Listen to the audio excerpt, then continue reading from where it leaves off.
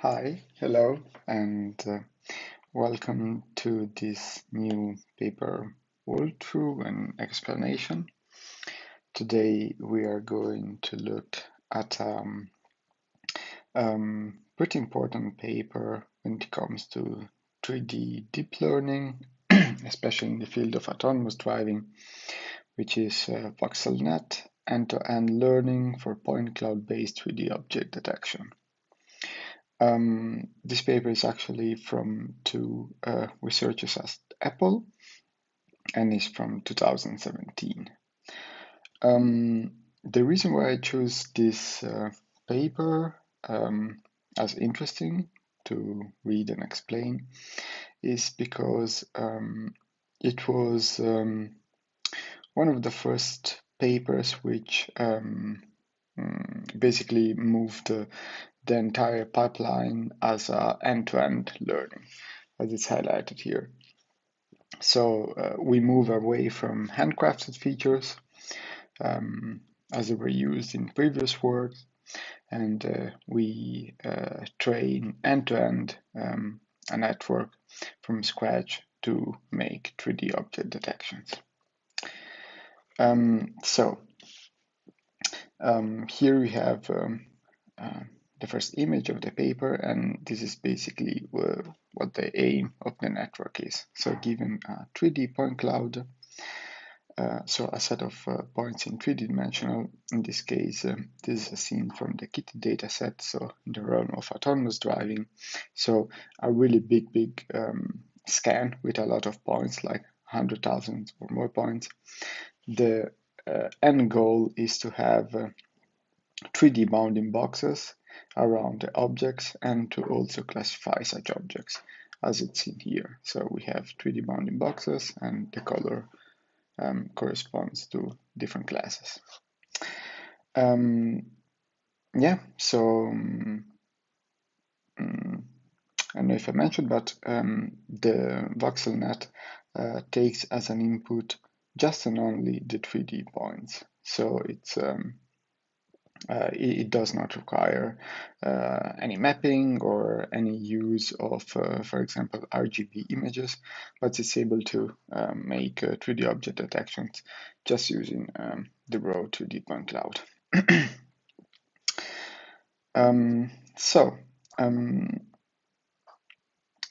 One of the things that the author say both in the introduction and to the related work is the mention of PointNet and the subsequential PointNet++.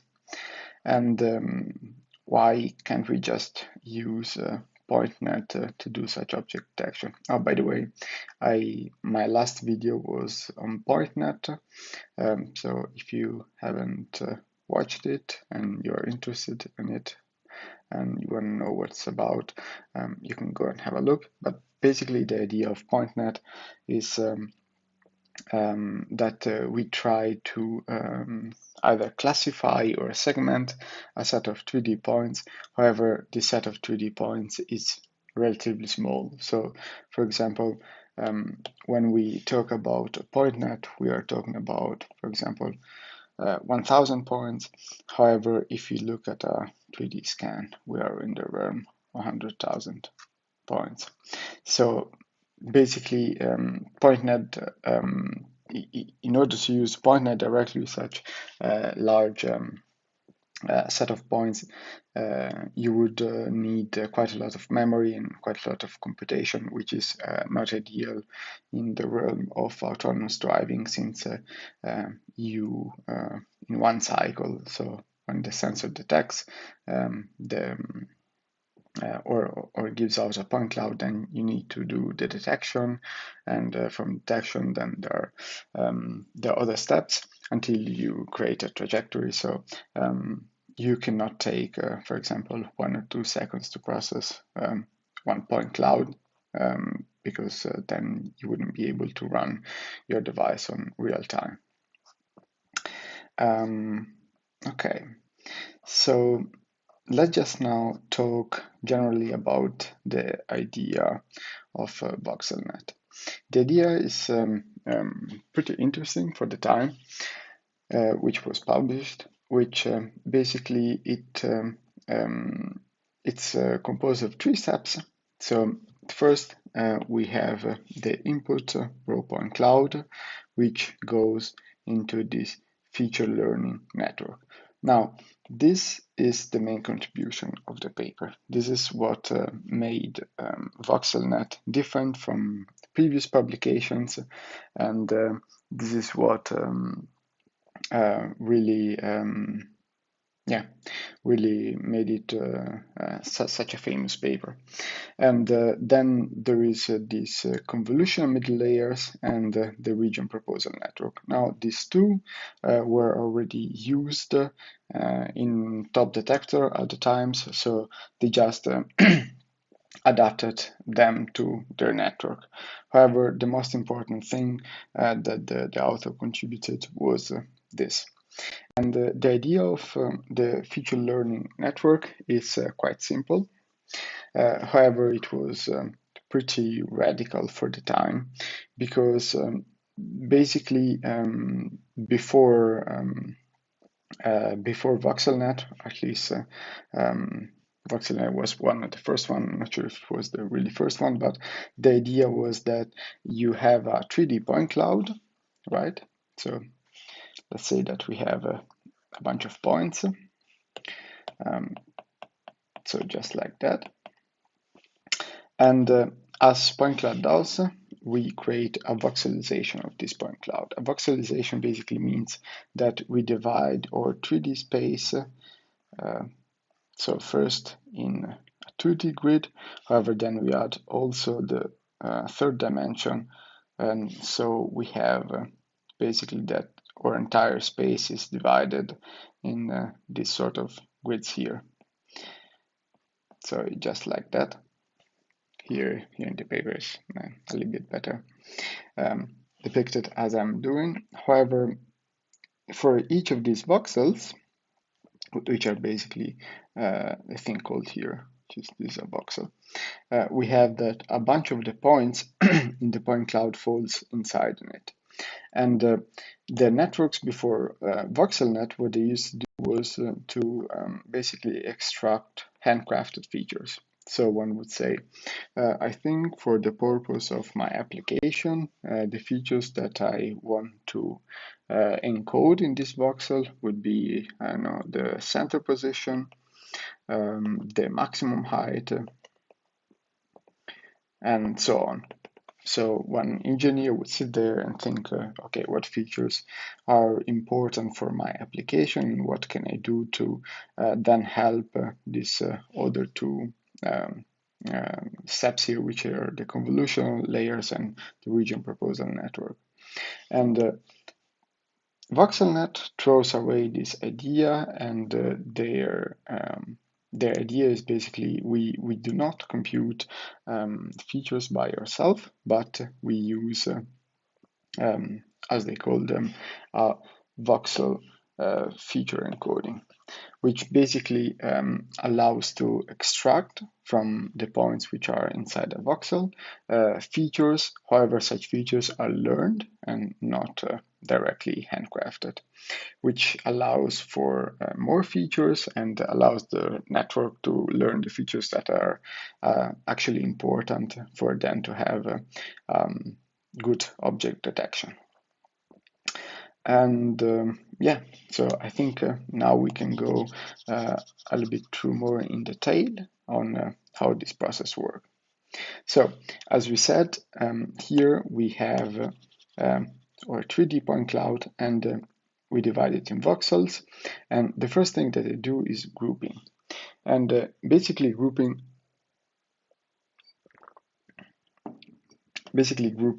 means that we use an algorithm which finds which points belong to which voxel.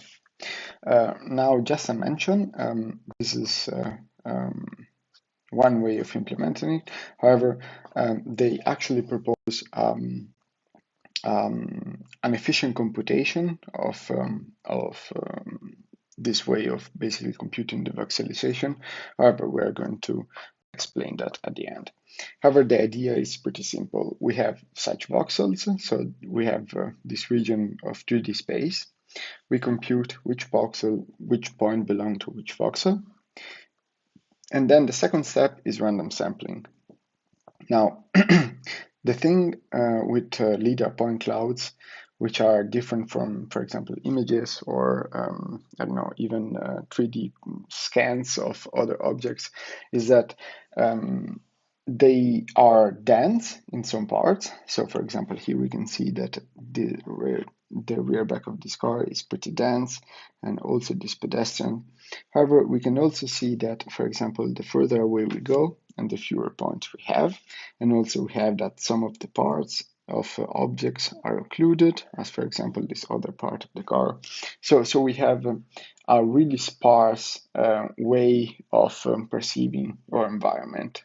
I mean, not sparse, however, it's really different. So we have a more higher density regions and also lower density regions.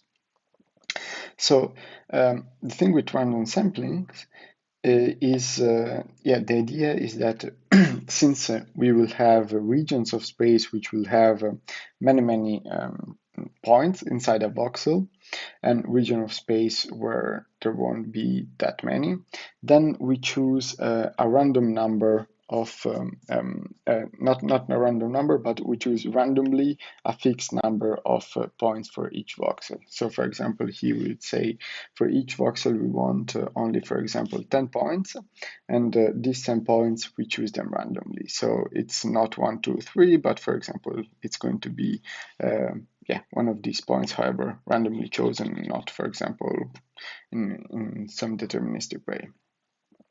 And this allows for a more, especially in training, allows to have a little bit more diverse and somehow makes the network a little bit more robust and doesn't allow it to, or at least it reduces a little bit the risk of overfitting. Once we have that for each voxel, we have chosen a set of points, and here they encode with these 3 colors the points that were chosen for this specific voxel. What we do is that we create pointwise input. Now, pointwise input is actually here we have more in detail concept. However, the thing with the input is that we will have that for each point here, we'll create a vector of features. Now, these are not in a way handcrafted because we are choosing them. However, we do not rely only on such features to create then the processing that goes, for example, to the convolution layers. However, such features here in the paper are denoted, and it's basically the position x, y, and z, the reflectivity, and then the distance of that points from the voxel center x, center y, and center z. So basically here we will have a vector of if I'm not wrong, 7, 1, 2, 3, 4, 5, 6, 3, 5, 6, 7. Yes, 7. So basically here we will have that this x, y, z, then x minus vx, where vx is basically if this is the axis, for example, if this is x, this y, and this z, then vx is going to be here, vy is going to be here, and vz is going to be there, and so on. And so we basically, for each point, we do not only take, for example, the 3 coordinates, however, we create this vector of 1 by 7. Now, the idea now is that we use a fully connected neural network, which processes all of these inputs. And the idea is that such inputs then are transformed in let's call them in some encodings, which will have, now I don't recall exactly the dimensionality. However, this is going to be greater than 7. So for example, it's going to be, I don't know, 64, for example. Now I'm not sure of the number. However, it's going to be another representation or another encoding of such features, which is learned. So we're basically transforming, and the idea here is that given this set of features which belongs and characterize that point inside the region space, but also inside the voxel, then we by this fully connected neural net, which will have a series of weights which are going to be learned, we multiply such vectors by those weights, and we basically find a new representation. And here we do that again. However, now we utilize an element max-y pooling. And if you recall from the point network, the idea here is that such representation, which is here denoted in color, is going to be a representation which really tries to encode more and more information about the point itself. However, the element max-wise pool allows to extract information from all of the different vectors themselves. So basically, this element-wise pool is going to be something like this, right? So we will have that, we have this vector representation, and this vector representation has all different vectors here, right? So this is, for example, this is vector 0, vector 1, vector 2, and let's just say that this is 64, so this is 0, 1, 2, 3. And what we do here is that from each of these components here, we take the maximum. So here we have the max. And the idea with this element-wise max pool is that we try to gather information not about the points themselves, however, about the set of points. So we try to extract information about the global information that this set of points presents. However, the cool thing is that then we use a concatenation, and we use these local features plus the global features. And at the end, once we have encoded this voxel, this vector, which by the way has a fixed dimension for all the voxels. So each of these voxel is going to output a dimension which is fixed, which is not entirely like an easy idea, because as we said, if we go just by the density and the sparsity of the points, each voxel is going to have more or less points. However, in this way, by random sampling and sampling only t points, as is written here, we'll have that at the end we'll have a fixed dimension vector with t elements, and also I don't know, h, let's call them h, h elements for each of these t vectors, which one part is going to represent local information and the other part is going to represent global information. And with this encoding here, we basically aim to encode as much information about the local and the global structure of that voxel. So what we do then is that this is repeated many times. So here, for example, I believe in the paper, at the end in the implementation details, they say that do this 2 times. However, one can think of doing that n times. So basically, we arrive here, we do our voxel feature encoding. So we'll have this vector here, and then we do it again, until we reach our final number of encoding. So here we'll have again t vectors of here, for example, h first. Now, such vectors here are then again passed through a fully connected neural network, which will have again learned features, and then we'll have similarly an element-wise max pool. Now, again, similar reasoning. Here we try to extract as much information from the local and the global encodings of the voxel.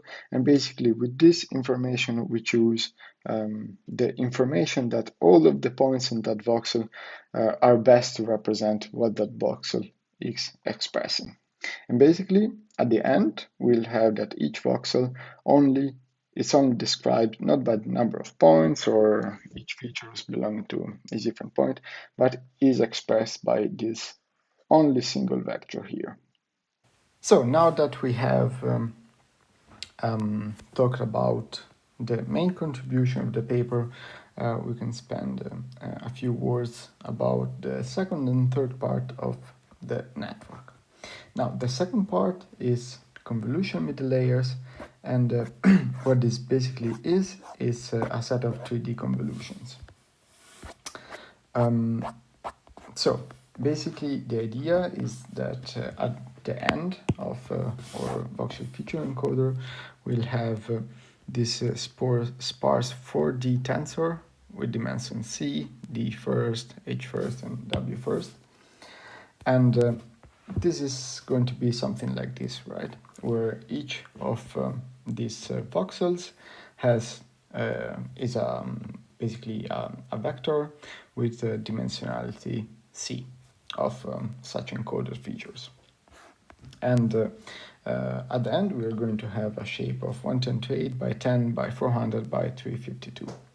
Now, we then apply 3D convolutions, which have a 3D filter, and this is where really the network is going to learn what different objects features are. So, for example, what is the shape of the car, what is the shape of a pedestrian. So the main part of the learning is going to happen here.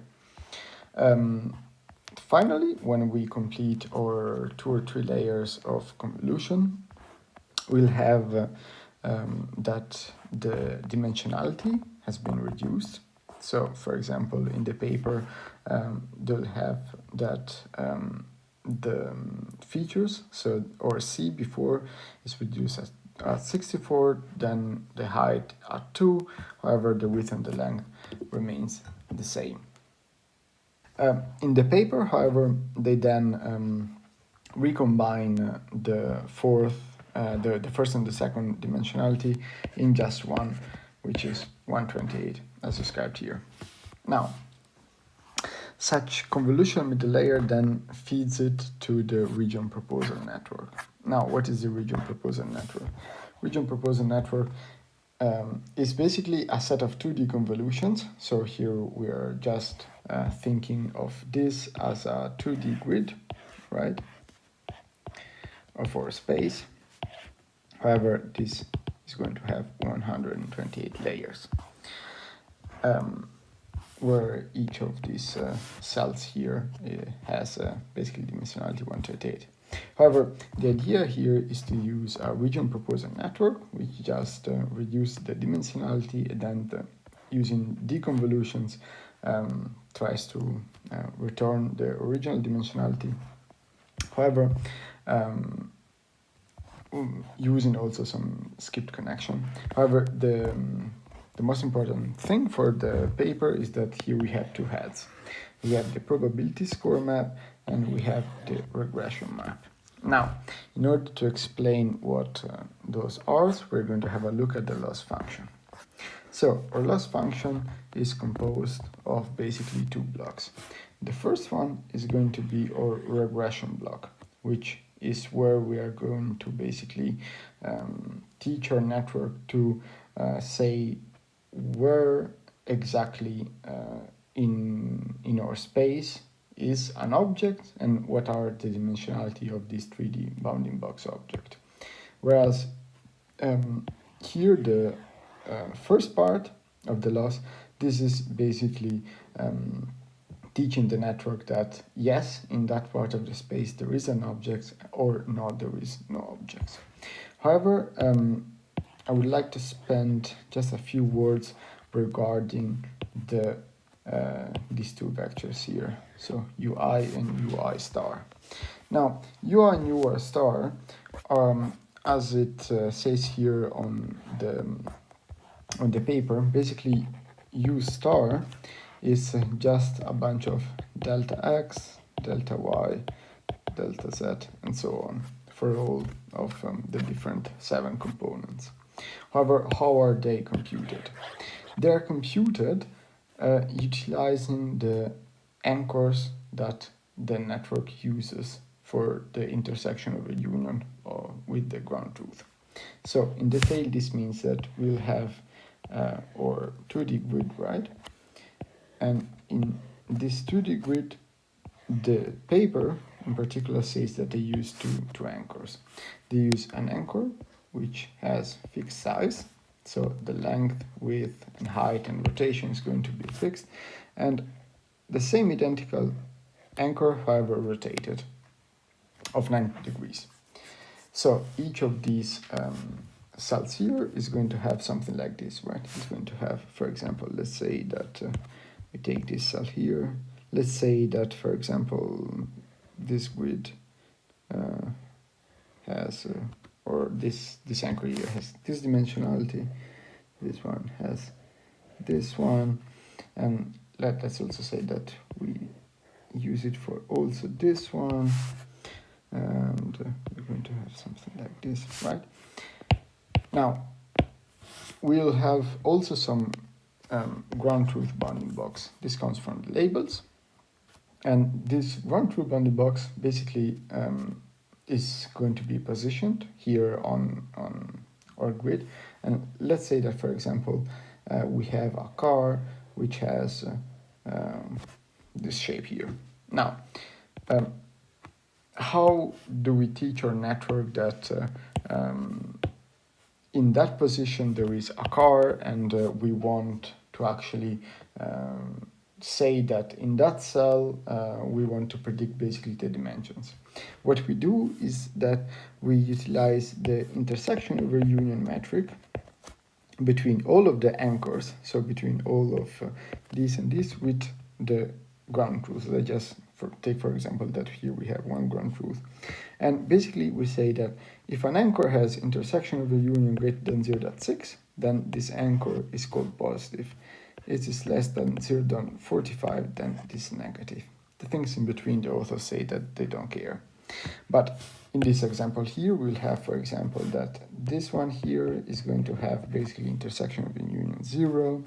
This one here is going to have just a little intersection in union. This one horizontal here is going to have, for example, something which is less than 0.45. And for example, this one here is going to have an intersection, let's just say, of 0.7. So this anchor here, which is defined by anchor I, let's just say this, for example, was anchor, an anchor I, just not specify. This has intersection of a union of 0 greater than 0.6, so this becomes a positive anchor. Now, what we want our network to output is a vector UI. Now, where the label for the vector UI is this UI star. So what is actually this UI star is this bunch of deltas. And these deltas, basically what they are meaning is that given the ground truth bounding box, so this one, right, and also the anchor box, we'll have that, let me just redraw it for more clarity. We'll have that given the anchor box here, and for example, the ground truth, that is something like this, or deltas are going to be something like this. So the delta x is going to be the difference on x between our anchor and our ground truth. In y is going to be this one, in z is going to be this one. And so u star is going just to have this bunch of values here. And as we can see here, since our network is trained to basically output the same values as u star, we do not teach our network to predict directly a bounding box of, I know, this kind of shape. But we teach basically to adjust the anchor that had intersection with union big enough to basically to adjust it in the width, height, and rotation dimensions to be as similar as possible as the ground truth. So this was the part regarding the regression type. Regarding the classification part, this is just as they say, this is a standard binary cross entropy. Now, although here they show that the output is also labeled, what they also explained in the training is that they use basically different variation of parameters of the network to achieve training for different classes. So the network that predicts vehicles is not the same as the one that predicts pedestrians, for example. So this is going to be binary cross entropy. And what it does is that for the anchors which had positive, which are positive, so the ones that have an intersection with union grid .0.6, we teach them to output basically a probability of classification of 1, whereas for the anchors which are negative with the ground truth, we want to say that they don't have any object in them, so we want 0. Now returning to our region proposal network architecture, we can see that this is exactly what happens here. The probability score map is going to be the first part where each cell of our grid here is going to output 2 numbers, because here we have dimensionality 2, and this is for the 2 anchors. So for example, we'll have 0.7 and 0.3. So here we'll have, for example, that the network is saying that here there is an object, because perhaps after some training we had that this given the ground truth here, our network is learning that there is an object. So the higher this number here, and the lower is going to be the loss for the binary classification, if that cell is of course marked as positive. Whereas for the regression map, here we can see that the dimensionality is 14, so just 7 and 7 for the 2 anchor boxes, and each 7 is going to be x, y, z, width, length, height, and theta. This is going to be again repeated for the second anchor here. So same idea here. In one part, we predict the probability of having an object. The second part, we predict or we regress the actual dimension of the boxes. Okay, so now let's just spend a few words regarding the training. And basically the training, they give some more details about how they construct the voxelization and what parameters did they use for the 3D convolution, 2D convolutions. They also give an efficient way of creating the voxelization, and the idea here is that we have a hash map, and this is just a hash map where basically we have the coordinates of the voxels, and for each point we check in which voxel belongs. And for example, here we have all the KITTI voxels, and we say, okay, it belongs to voxel 1, so we go and check if the coordinates of voxel 1 are already initialized. If it's not, we initialize it, and we also basically have a fixed number of points, t here, which is contained for each voxel. But it's basically the same idea as the first step, however, they give an idea how to efficiently implement it. Regarding the training then, let's call it the some of the augmentation, they do data augmentation, they use basically a scaling and rotation of the bounding boxes and the points inside them or the ground truth. So they basically make a car, for example, smaller or larger, or they rotate it. And they also apply some global augmentation, such as, for example, they shrink the whole point cloud, or they make it larger. And this is because it gives the network some more robustness when detecting objects at various sizes. and they also rotate the whole point cloud, which basically simulates the vehicle making a turn. It's evaluated on the KITTI dataset. Here are some of the results projected on the image. However, no image is used here. However, one thing is which perhaps didn't make this as one of the industry-leading 3D object detector is that the convolution mid-layer, so the 3D convolution, take quite a lot of time, so 170 milliseconds to compute, whereas other methods use sparse convolutions or other approaches which make the whole inference a little bit faster.